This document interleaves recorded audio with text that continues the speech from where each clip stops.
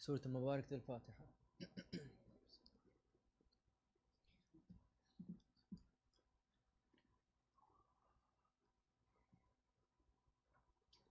Bismillah. My dear brothers, sisters, respected Shaykh, Assalamu alaikum. Inshallah, I'd like to recite a poem that describes the personality of Imam Ali alayhi salam. This poem explores why it's so difficult to obtain an accurate understanding of his character. He would distribute food to the poor at night to preserve the dignity of the recipients. He would spend hours of his night in conversation with his Lord, and he'd serve his religion under the protection of the night's darkness, begging the conclusion that only the nights truly knew Ali. Only the nights truly knew Ali. Amidst the sleepy streets and the unlit lanterns, a figure emerges. He emerges, merging with the serenity of the stars, coarsely dressed, with a bag resting on hidden scars. For no eyes would witness this.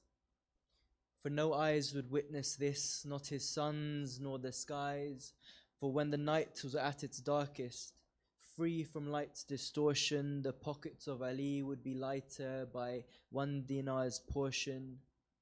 In a fist, he would hold it until the final stars sleep, lest the coin's reflection into nearby windows would seep. For when people would wake, comfort was seen in the eyes of the unsheltered, for they tasted a coolness in the night, though on days they sweltered. In this light, no almsgiver they could see, for only the nights truly knew Ali. The nights would long for Ali's company. The night silence, a cloak under which Ali would remember the soft clicking of beads outlasting the fire's final ember. Under a dimmed candlelight, he'd seek nearness to his Lord, worshipping him not from fear nor craving reward, elevating his own status to one so adored by us, by Muhammad and by his Lord. For when he would address, "O people who believe," Ali was included. When he would purify the household and purity they'd receive, Ali was included. When he stated the religion was perfected and perfect to perceive, Ali was included. When he described the best of all beings, to Ali and his followers he alluded, his status stemming from these nights of worship, sitting so secluded. It's in clear evidence. For humility learns from Ali in his prayer. For humility learns from Ali in his prayer, justice taught through candles to Talha and Zubair. On their entering, he extinguished one candle for another. For in that moment between the two candles alight, Ali would find comfort, his deeds hidden from eyesight. For the darkness upon his good deeds was a veil, held intimately between his Lord and his scale. For every accolade of his, the dusk would agree, for only the nights truly knew Ali. I ask, when your first sight is Muhammad, how can any light compare? For seeing such radiance, no eyes could ever prepare, and one must listen when such radiance gathers a rally and says, "For whomever I am their leader, so is Ali." The days and nights question what a council needed to tally for forever his protector, his guard and his gate. In the day, protection with a blade to differentiate righteous from bad. In the night, blind loyalty to him he'd demonstrate, in the Prophet's clothes clad. When Ahmad told him of his migration, no questions Ali had, aware that he may be ambushed, attacked or slain, but with faith resembling his, conviction does not wane. For what better? For what better than worshipping in the garments of the Messenger? The supplication surely unbroken and endless, the echoes of his prayers in the corridors would wander. For the content of his supplication we can but ponder, for heaven's doors would open whenever Ali would greet. But had Ali wished for solitude, all would retreat, angels from respect, jinns from jealousy, for only the nights truly knew Ali. But after this Ramadan's day, the night had become darker. For each day that sword was soaking in poison, a star was removed from the night sky. For each slash from the cursed Ibn Muljim, and the sun's rise would remain on standby. For the heavens were imbalanced after the Quran came down, so Ali was returned to rectify. In prostration, in his month, a martyrdom so glorious, by Allah it was clear that Ali was victorious. With these words being the last expressed from his lips, and each subsequent night being akin to an eclipse, in secret, Abu Turab was being returned to the dust. His location for decades was left undiscussed, with only his moon and his 2 stars allowed to see, for only the nights truly knew Ali. For only the nights truly knew Ali. Salawat ala Muhammad wa ali Muhammad.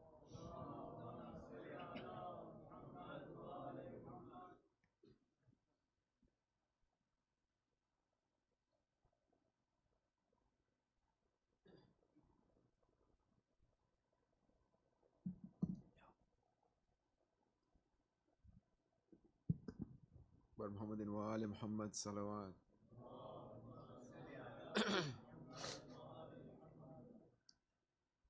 اٹھ گیا باپ کا سر سے سایہ،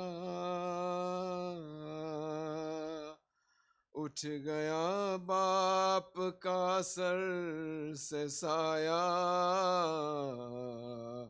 آج زینب یتیم ہو گئی، آج زینب یتیم ہو گئی، گھر میں فرش عذاب بچھ گیا ہے، خانہ رب ماتم بپا ہے، سوگ میں ڈوبا گھر سیدہ کا، آج زینب یتیم ہو گئی، اٹھ رہا ہے جنازہ علی کا، ایک محشر کا عالم تھا برپا، سب کے ہونٹوں پہ تھا ایک نوحہ، آج زینب یتیم ہو گئی، رو رہے ہیں یہ محراب و منبر،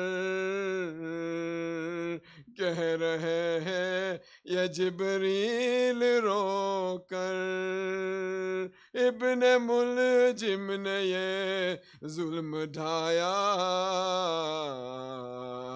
آج زینب یتیم ہو گئی، عرش پر مصطفیٰ رو رہے ہیں، سب کے سب انبیاء رو رہے ہیں، ہے فرشتوں میں کوہرام برپا، آج زینب یتیم ہو گئی، کوئی کلثوم کو دے دلاسا، اور تڑپتی ہے غم سے خدیجہ، مولا پاس کرتے ہیں نوحہ، آج زینب یتیم ہو گئی، کتنے ہیں لوگ کوفے میں سے جس کے مولا نے دکھ درد بانٹے، چھن گیا آج ان کا مسیحا، آج زینب یتیم ہو گئی.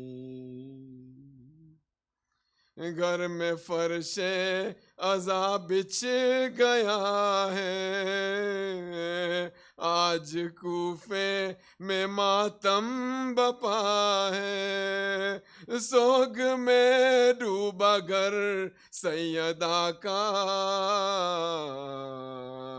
آج زینب یتیم ہو گئی. اٹھ رہا ہے جنازہ علی کا. ایک محشر کا عالم ہے برپا.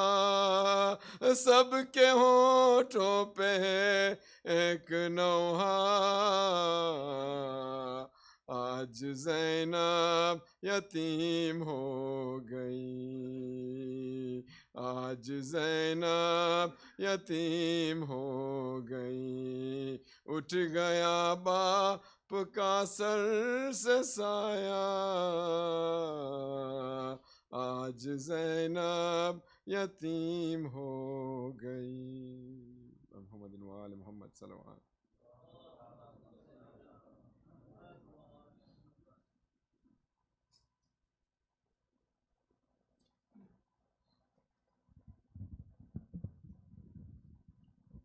محمد وآل محمد صلوات. Can you please recite Surah Fatiha مرحوم زینت ابراہیم حاجی, مرحوم عارف عبداللہ, مرحوم انور پیارے میرالی, مرحوم شیرین روشنی میرالی, مرحوم روشنی والی محمد معالد میرالی فیملی حاجی فیملی, مرحوم زینب منجی, مرحوم انور والجی, مرحوم رباب دوسائن, اول اور مرحومین. سورۃ مبارکۃ الفاتحہ.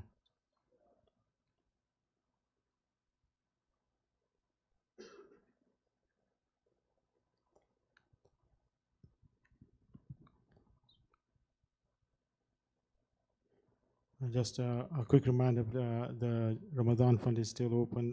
Mu'mineen are requested to donate generously for us to reach our target of 15,000, which I announced on the first night. So please donate generously throughout these very auspicious nights. And can I request everyone to please move forward before I call the Maulana to the member, please. Bar Muhammad wa al Muhammad salawat. Please invite the Maulana to the member with a loud nari salawat. Bar Muhammad wa al Muhammad salawat.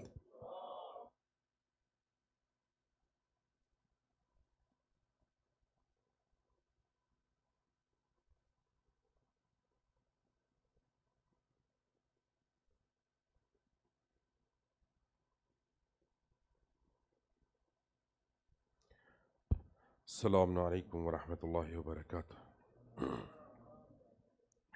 لا حول ولا قوة الا باللہ العلی العظیم.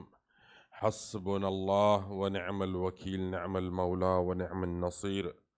اعوذ باللہ من الشیطان الرجیم. بسم اللہ الرحمن الرحیم. وبہ نستعین وہو خیر ناصر ومعین. الحمد للہ الفرد الاحد الصمد الذي لم يلد ولم يولد. ثم الصلاة والسلام والتحية والإكرام على سيدنا ونبينا وشفيعنا وطبيب نفوسنا وحبيب قلوبنا الذي سمي في السماء بأحمد وفي الأرضين بأبي القاسم المصطفى محمد وعلى أهل بيته الطيبين الطاهرين المعصومين المنتخبين المنتجبين ولعنة الله على أعدائهم أجمعين. أما بعد, فقد قال الله الحكيم في كتاب المجيد. بسم الله الرحمن الرحيم. لقد أرسلنا رسلنا بالبينات وأنزلنا معهم الكتاب والميزان ليقوم الناس بالقسط وأنزلنا الحديد فيه بأس شديد ومنافع للناس وليعلم الله من ينصره ورسله بالغيب إن الله قوي عزيز. صلوات على محمد وآل محمد.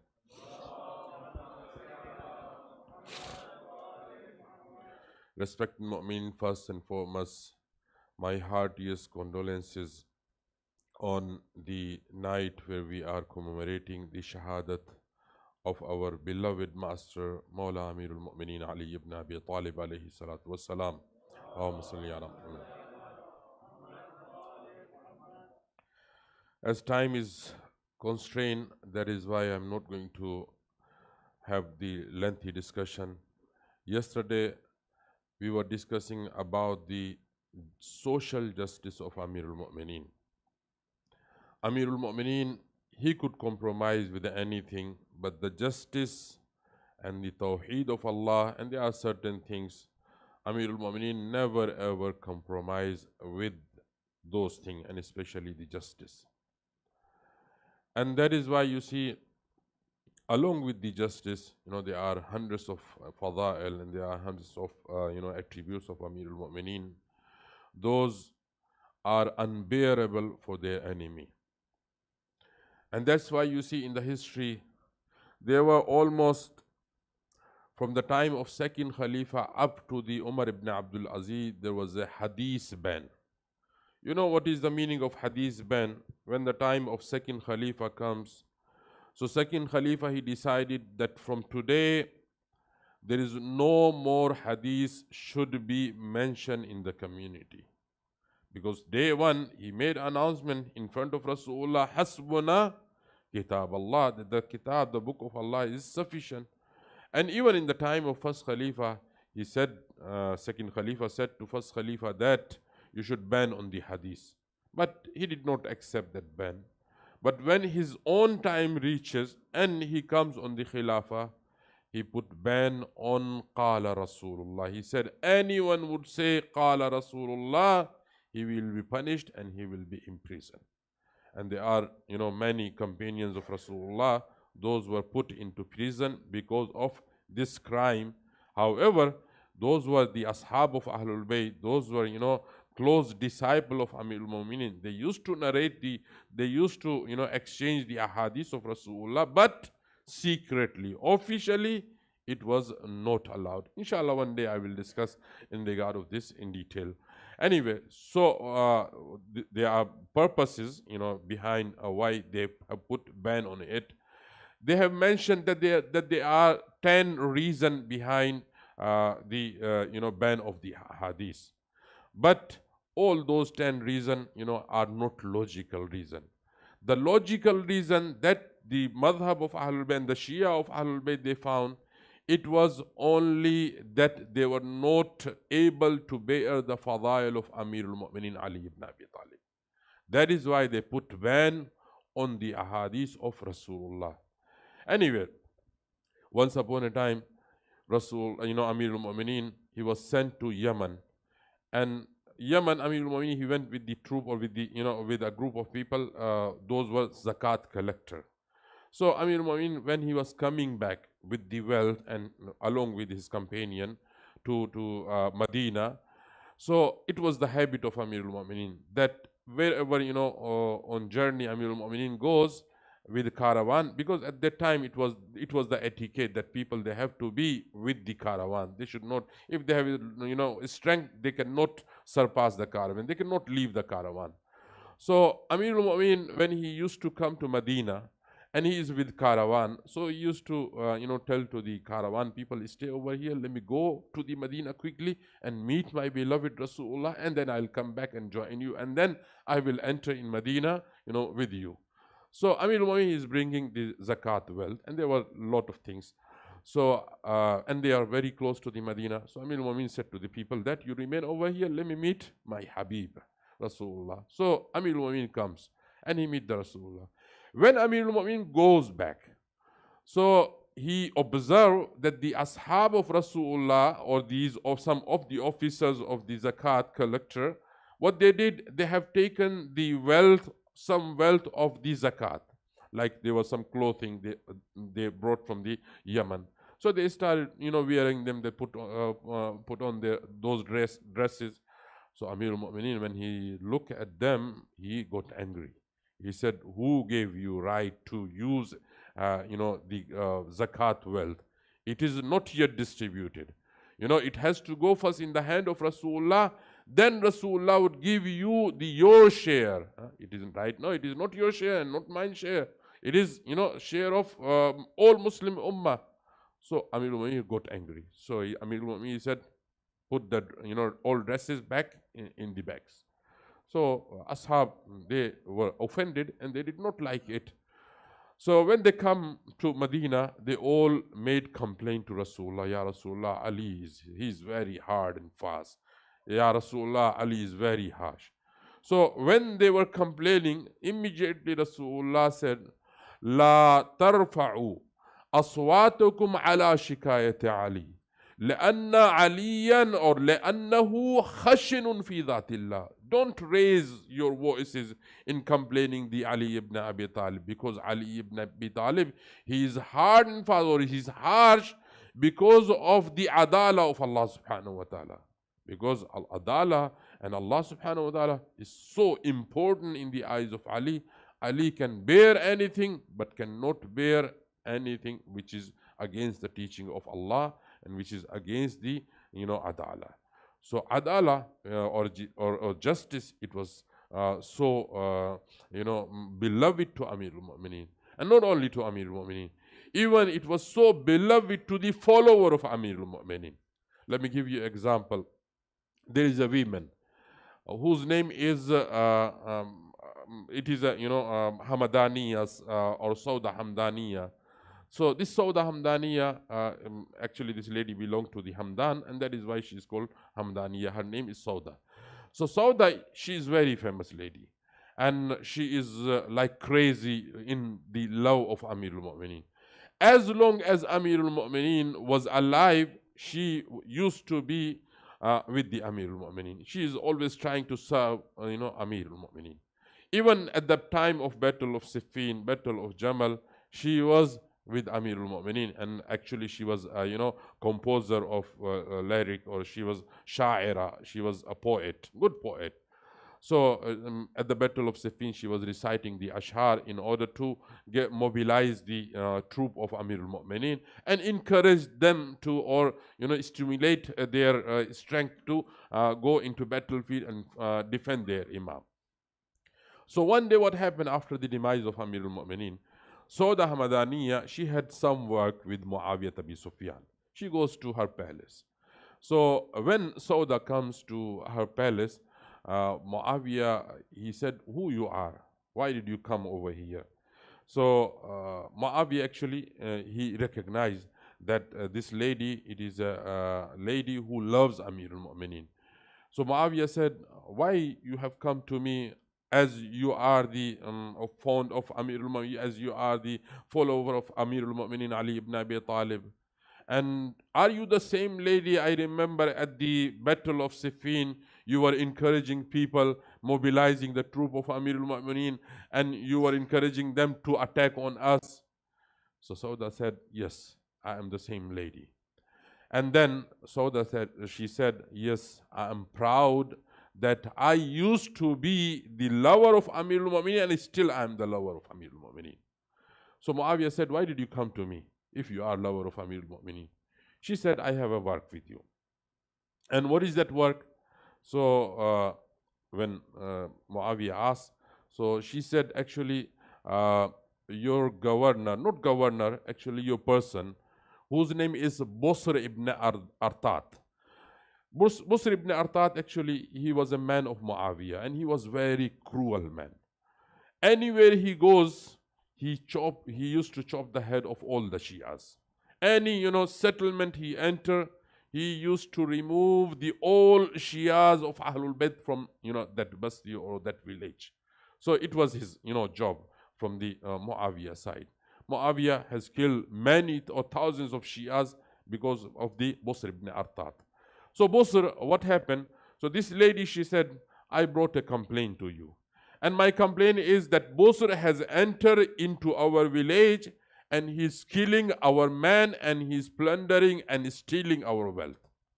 So I have come to you and I brought this complaint to you. So please stop the Busr, that he should not loot us. He should not surrender our money and steal our money. So Then over here she add one more sentence to Muawiyah. She said, if you stop him, well and good. But if you do not stop him, we know how to fix him. Muawiyah, he got angry. He said, Sauda, are you threatening me? It's like, you have given me the threat. You know, what can I do? I can arrest you right now and put you on the camel and send you to the Busr, and he will punish you. You don't know me. So, because Muawiyah, he got angry. So the moment Muawiyah said this, so Sauda started crying. Muawiyah thought that Sauda, she is afraid now from the Muawiyah, or she is having guilt. So Muawiyah said, why you are crying? Sauda started, reciting or chanting the ash'ar. And what are those ash'ar? She said, Sallallahu ala jismin tadammanahu qabrun.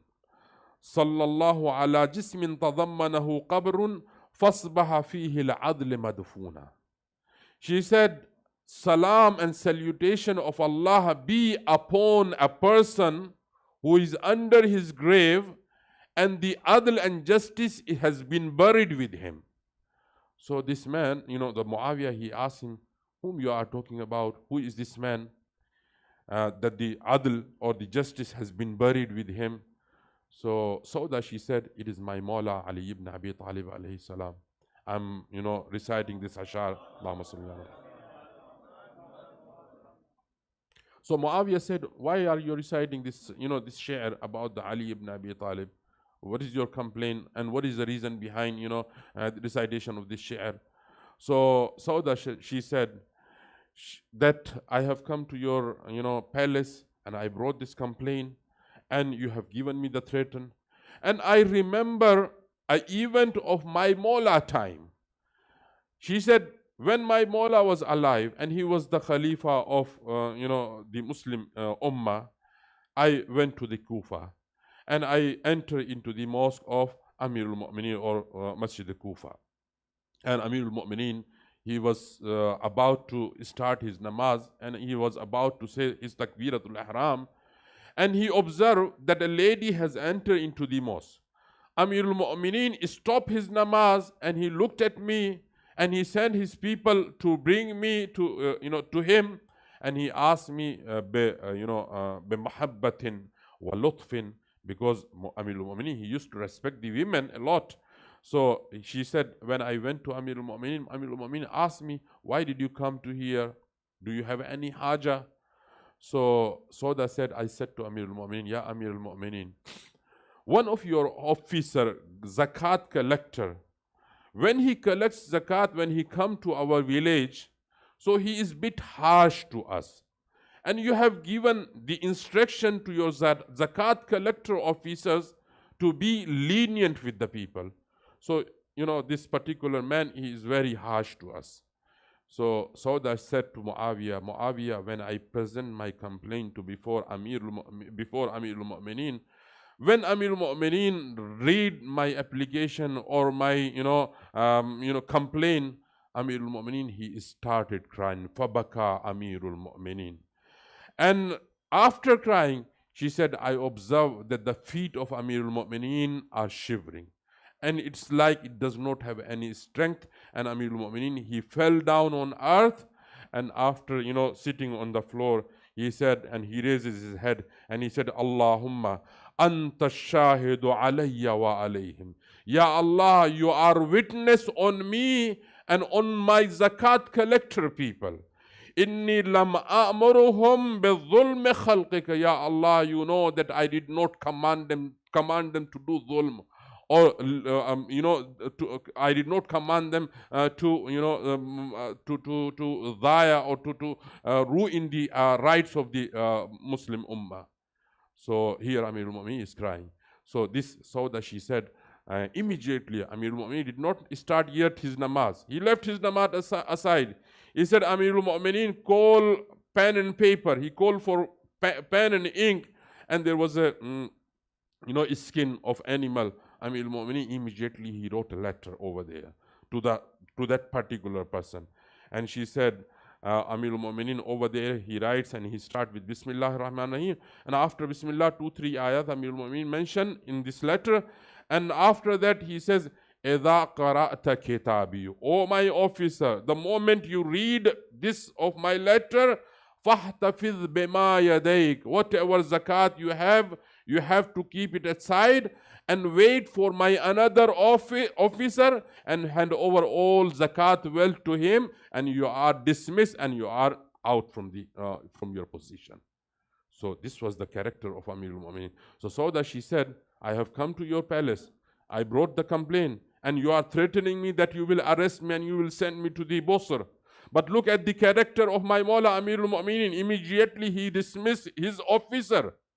So Muawiyah over here, he said very beautiful sentence, and it is 100% true. Muawiyah said, because of the character of Amir al-Mu'mineen, because of this character of Amir al-Mu'mineen, his follower become so daring, they come to us and they speak us in this way. What does it mean? It means Muawiyah is confessing that Amir al-Mu'mineen teaching, Amir al-Mu'mineen character, the character of Amir al-Mu'mineen is so effective for his follower. If they have this character, they would not have any fear of any zalim. And that is why you see in the world, in whole world, who is standing against the zulm? The whole Muslim ummah is quiet. The one who only is speaking, they are the follower of Ahlul Bayt alayhimus salam. They never ever care who is the zalim and how powerful is the zalim. But the moment they see injustice is taking place, they raises their voice. So Muawiyah asked Sauda, what do you want from me? So Sauda, she said, you know that you have to. So Muawiyah said no. He called his people and he said, write down a letter to Busr and tell him that whatever wealth of her he has stolen or seized, return it to her. So Sauda said, no, Muawiyah, this is this is not only my personal matter. It is a communal matter. You are asking Busr to return my wealth back. Not only mine, everyone wealth has to be returned. Muawiyah said it's not possible. She said, if you are not giving their wealth, I will not accept my wealth. Because if I accept my wealth only, so it will be injustice to my nation, to my people. And my Mawla would not accept it. And the argument goes in between Muawiyah and the Sauda, and finally Muawiyah was forced to accept the request of the Sauda, and Muawiyah wrote letter to Busr that all the wealth which Busr has seized or has taken from her people should be returned. So anyway, so this is the teaching of Amir al-Mu'mineen. That Amir al-Mu'mineen, one complaint he received, and it is about injustice, Amir al-Mu'mineen immediately dismissed. And that is why you see, in the time of Khilafah of Amir al-Mu'mineen, the first thing, yesterday also I indicated, the first thing Amir al-Mu'mineen did after the Khilafah, after he took the charge of Khilafah, he dismissed all the governor, all previous governor, except Muawiyah ibn Abi Sufyan. Muawiyah was also dismissed, but he did not accept, and he did not accept Amir al-Mu'mineen. So that is why, the quarrel is starting between Muawiyah and Amir al-Mu'mineen alayhi salam. But over here, the narration that I have mentioned yesterday, in the context of Khutbah 205, that Amir al-Mu'mineen first day he gives a beautiful speech, and some people, they have objection on Amir al-Mu'mineen that, yeah, Amir al-Mu'mineen, why you are distributing the wealth equally. So what is the reason? Allama Ibn Abil Hadid Mu'tazili, the one who is a commentator of the Nahj al-Balagha, he is a Sunni alim. He has written beautiful tafsir of the Nahj al-Balagha. So he said over there, when he is discussing the 205 khutbah, so he said over there, because in the time of Amir al-Mu'mineen, people, they were so used to, in term of discrimination, when they used to get the aid from the government, so there were a lot of discrimination from the second Khalifa. Because when the time of second Khalifa comes, so he put a lot of criteria in Baitul Mal. that if someone, for example, his Islam is oldest Islam, he accepted Islam earlier, so he has to be given more than anyone else. If he's a muhajir, he's in, the government is in Medina. If someone is immigrant, he should be given more than an indigenous person. Can you imagine? So more than Ansar they were getting. And even in the Muhajirin, those are Quraysh, they should get more than the other, Muhajirin. And then, if someone is free, he has to take, or he should be given more amount of the money than the slave. So these criteria was set in the time of Umar ibn al-Khattab. And when the time of Amir al-Mu'mineen comes, so that is why it becomes very challenging for Amir al-Mu'mineen. So he changes all his governor. And one of the governor Amir al-Mu'mineen has appointed was Muhammad ibn Abi Bakr in the Cairo, or in Egypt. So when Amir al-Mu'mineen, he sent his son Muhammad ibn Abi Bakr to Cairo, or to Egypt as a governor of there.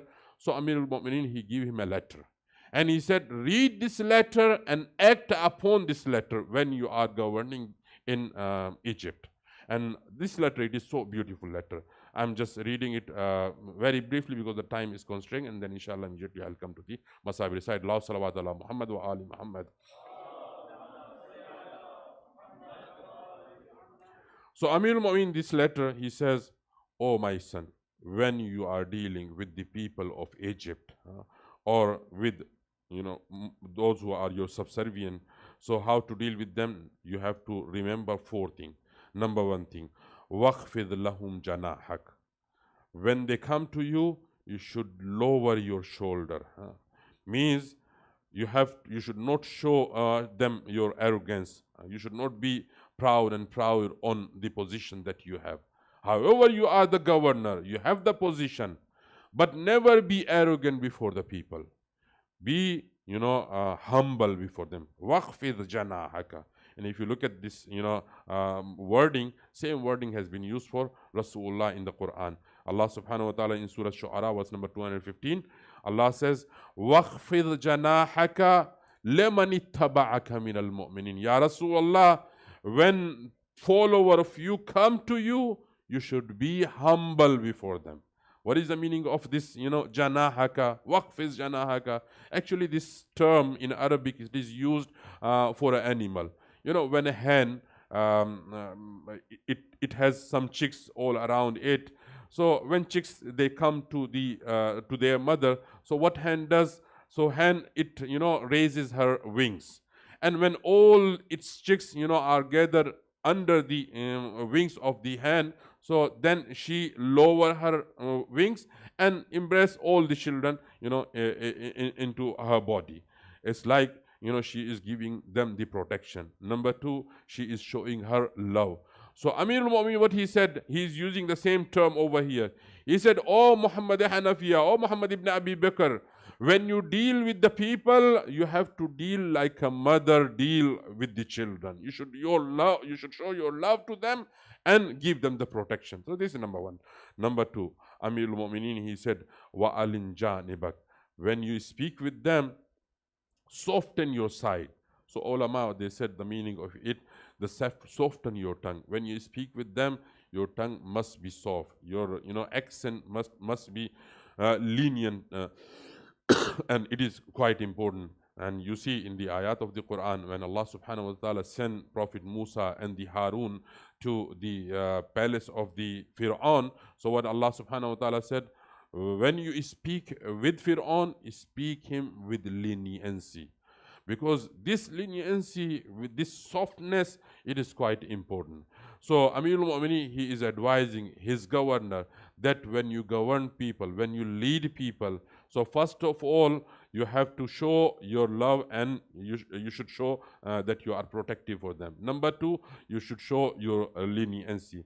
Number 3, Amir al-Mu'minin says, وَابْسُطْ لَهُمْ وَجْهَكَ. When you speak with them with a smiling face. Do not be hard. Do not be angry when people, they are coming to you. Even if you are not in good mood, you have to put, a smile on your face.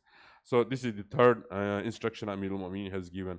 And the fourth instruction Amir al-Mu'minin has given to Muhammad ibn Abi Bakr in regard of the adala, in regard of justice. He said, be justice with the people.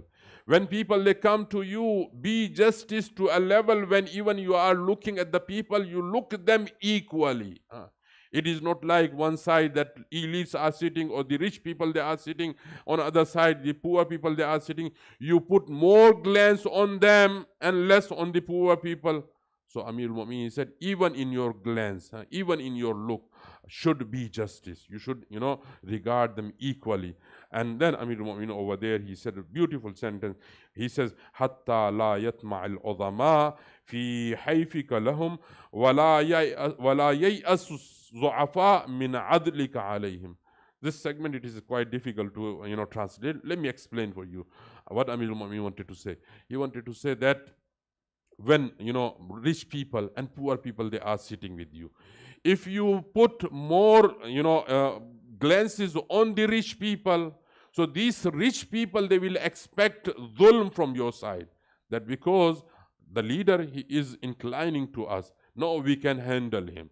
And the poor people, those who are observing that the leader is not looking at us, so they will have despair, and they will have, yas in their heart, that they will be ma'yus from your justice, that our leader is not going to do justice with us. So this is how Amir al-Mu'minin is teaching us that how to lead the community, how a leader should be, and how a father should be. Tonight, it is a night of shahadat of Amir al-Mu'minin.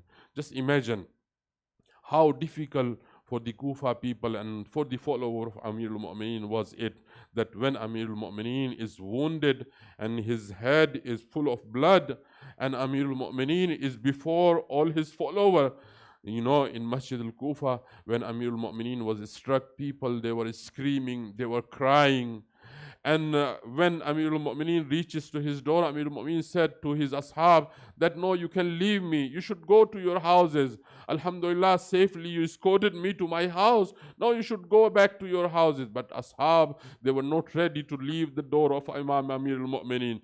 For 2 days, they are sitting at the door of Amir al-Mu'minin. And especially some ashab, one of them is Asbagh ibn Nubata.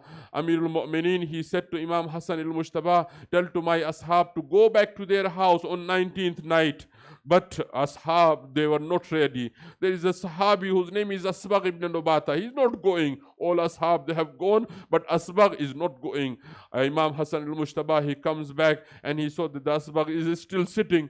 So Imam Hassan al-Mushtaba, he said, did not you hear the order of my father? My father commanded you to leave and go back to your houses. This Asbagh ibn Nabata, he started crying and he said, Ya Mawla, Yabna Rasulillah, I wanted to go back to my house, but my feet, they are not working. I can't leave my Mawla. Can I see my Mawla one more time? Imam Hassan al-Mushtaba, he comes to Imam Amir al-Mu'minin, he said that the Asbagh ibn Nubata, he wants to meet you once again. So Asbagh, he was given permission. Here Asbagh, he narrate that on 20th Ramadan, when I come to meet my Mawla, I saw my Mawla face, it is pale, and I was not able to distinguish the cloth which was on his forehead. Where is the where is the cloth and where is the forehead? All were, with the blood, and it was all pale. So Amir al-Mu'minin, he becomes so weak, and finally Asbagh, he take rukhsa from the Amir al-Mu'minin. Now ulama, and they narrate that the doctor is called. Doctor, he have a checkup, and after having checkup, he said Amir al-Mu'minin, he had very less time, and it is a time of departure of your father, O Hassan al-Mushtaba. When Imam Hassan al-Mushtaba heard it, Imam said to doctor, O Tabib, speak it slowly, because behind the curtain they are my sister. If they hear this sad news, they could not bear it. Ajrukum alallah. Azizo, jis waqt Tabib, one thing he advises to Imam Hassan al-Mushtaba, he said, Amir al-Mu'minin, he is in need of milk. If you give him milk, he may survive for some more time or some more days.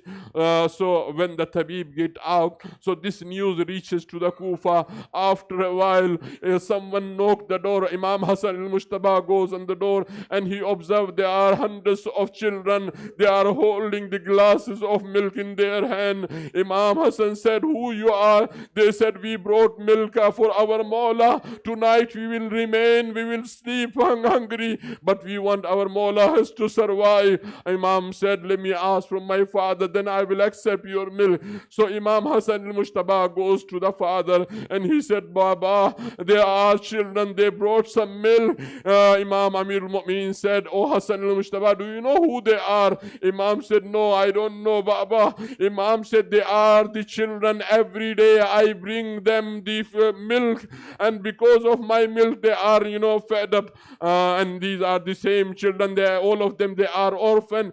Please do not accept their milk, and tell them that the Ali ibn Abi Talib is always giver. He never ever accept anything from the orphans. You go back and have your meal and sleep.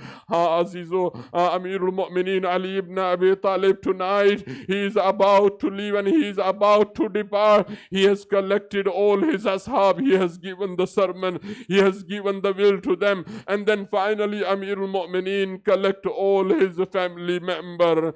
Bibi Zainab is there. Kulsum is there. Imam Hassan al-Mushtaba is there. Imam al-Hussein, Muhammad Hanafiya, Abul Fazil Abbas. After finishing the wasiyah, Amir al-Mu'mineen, he take the hands of all family member and give in the hand of Imam Hassan al-Mushtaba. But Abul Fazil Abbas is not there. Abul Fazil Abbas' hand is not given in the hand of Imam Hassan al-Mushtaba. Once upon, during that time, Amir al-Mu'mineen, he hear the voice of crying of al-Baneen. Imam alayhi salam called him, al-Baneen, why you are crying? Al-Baneen, she said, why you left my son Abbas all alone? You did not give his hand in the hand of anyone. Imam Amir al-Mu'mineen said, can you call my Abbas? Abbas, he get closer to Amir al-Mu'mineen. Amir al-Mu'mineen, he takes the hand of Imam al-Hussein and give in the hand of Abul Fazil Abbas, and he said, oh Abbas, as long as you are alive, take care of your Aqa Hussein. And also he closes the Abul Fazil Abbas and said some sentence in the ear of Abul Fazil Abbas. You know what are those sentences? Abul Fazil Abbas did not reveal them until the day of Ashura. When the Ashura day come, Imam al-Hussein, he is standing. Abul Fazil Abbas comes with Dimashq Sakina and he said, Aqa, would you give me permission to go and arrange the water?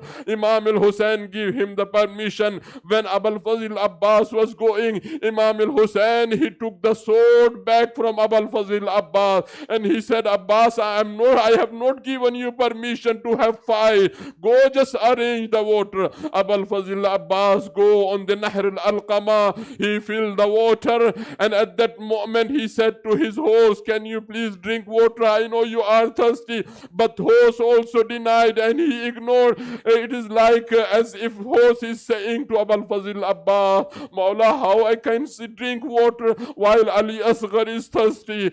Once upon a time, at the same moment, Abul Fazil Abbas, he dismounts from his horse and he takes some water in his hand and he looks at them and he faced the Najaf al-Ashraf and says, Ya Amir al-Mu'mineen, Ya Abata, I remember the wasiyah of 21st Ramadan. You told me, Abul Fazil Abbas, إذا كان يوم العاشوراء ودخلت المشرب فلا تشرب الماء وأخوك الحسين عطشانا. Oh my dear son Abul Fazil Abbas, when Ashura day come and you enter into the Farad, I warn you, don't drink water as long as your brother Hussein is thirsty. Abul Fazil Abbas, he said, oh Baba, I'm acting upon your wasiyah. On 21st Ramadan, Amirul Mu'mineen, he becomes so weak. All his children, they are crying. I cannot express how Zainab al-Kubra tolerates such a grieving thing,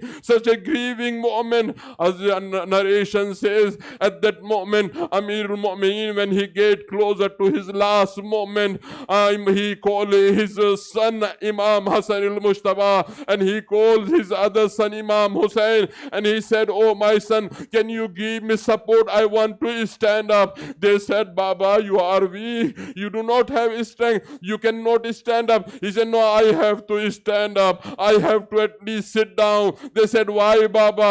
The Amir al-Mu'mineen, he said, oh my sons, what I am observing, you cannot observe it. I am seeing that Rasulullah has come. I am looking that the Khadijatul Kubra has come. Your mother Fatimatul Zahra have come. Both of them have come to welcome me. They have come to take me with them. At that moment, Amir al-Mu'mineen, he stand up and he said, Assalamu alayka ya Rasulallah.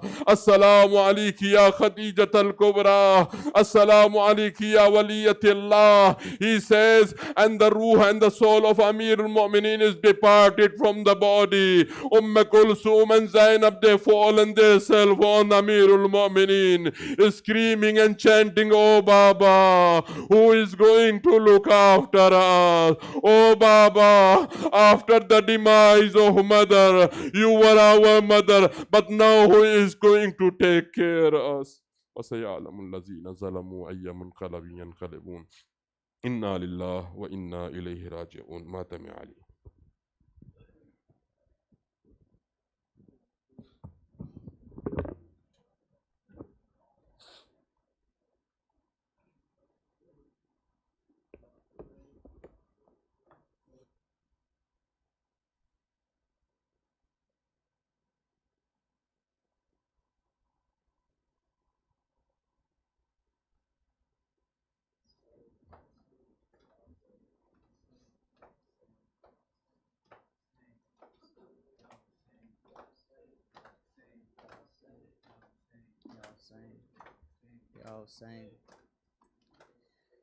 اے روزادارو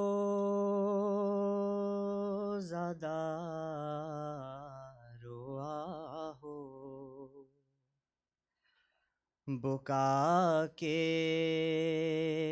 یہ روز ہیں، سادات پر نزول بلا کے یہ روز ہیں، سرتاج اوصیا کی عزا کے یہ روز ہیں، ارے تم سے وداع شیر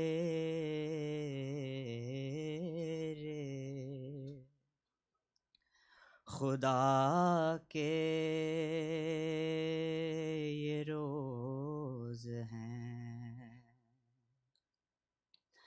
روزہ داروں قیامت کے دن ہیں، روزہ داروں قیامت کے دن ہیں، ابن ملجم نے حیدر کو مارا، روزہ داروں قیامت کے دن ہیں، ابن ملجم نے حیدر کو مارا، روزہ داروں قیامت کے دن ہیں، ابن ملجم نے حیدر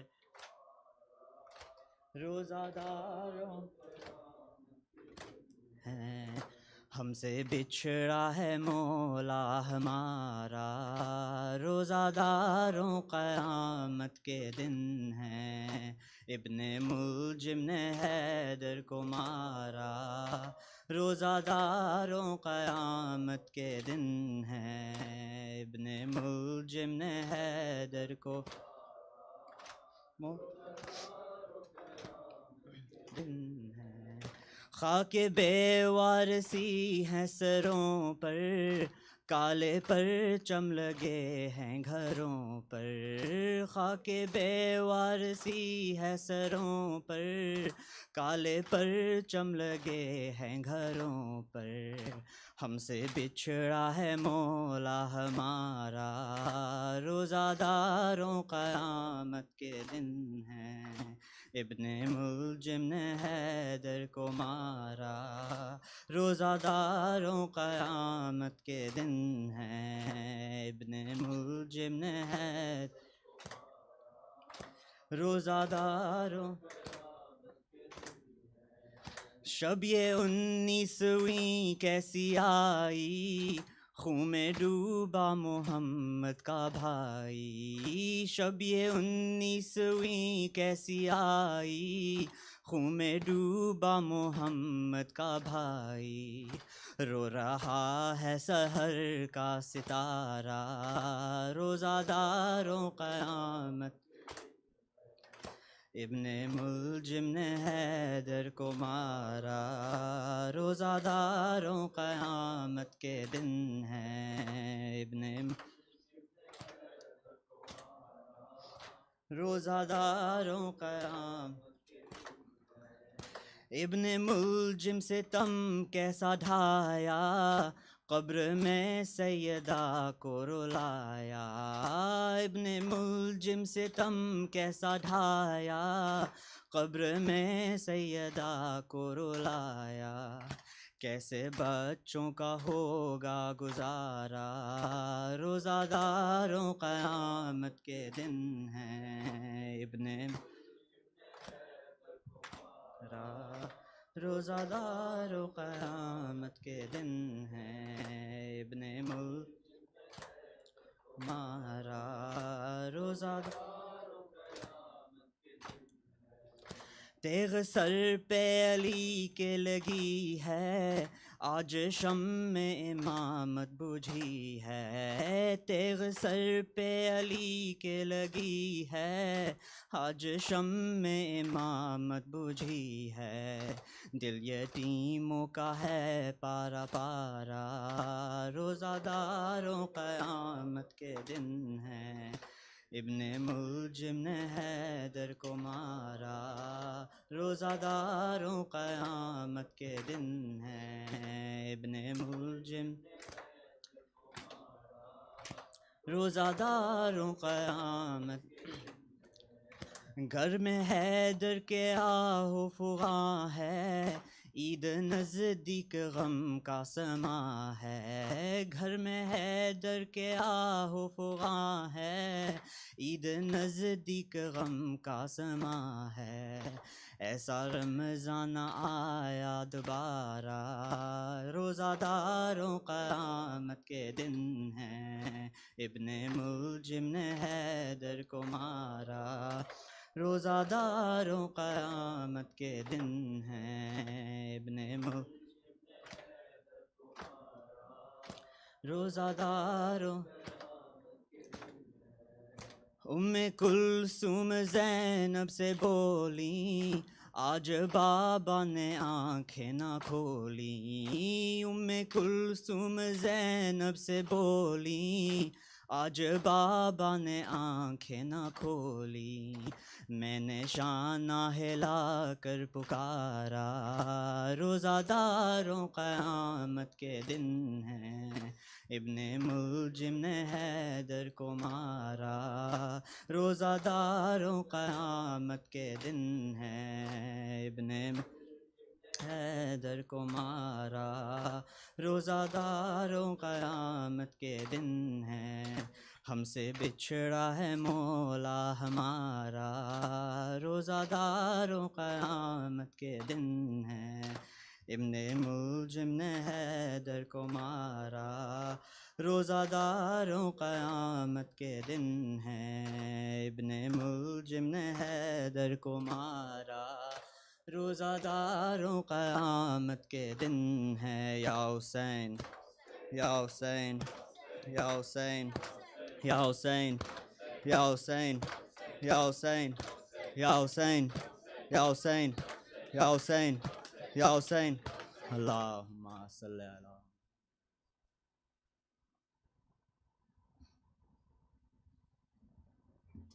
بسم الله الرحمن الرحيم. السلام عليك يا رسول الله، السلام عليك يا أمير المؤمنين، السلام عليك يا فاطمة الزهراء يا سيدتي نساء العالمين، السلام عليك يا خديجة الكبرى، السلام عليك يا حسن المجتبى، السلام عليك يا أبا عبد الله الحسين، وعلى تس المأسومين من ذريتك علي بن الحسين ومحمد بن علي وجعفر بن محمد وموسى بن جعفر وعلي بن موسى ومحمد بن علي وعلي بن محمد والحسن بن علي والحجة بن الحسن، أجل الله فرجه وسخر الله مخرجه وظهورا. السلام عليكم ورحمة الله وبركاته. بسم الله الرحمن الرحيم.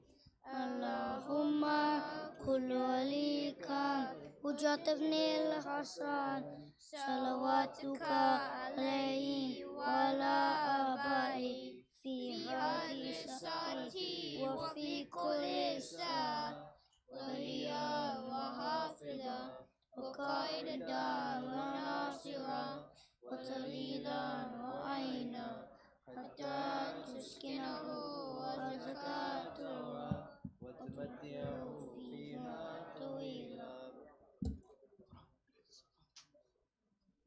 الفاتحة.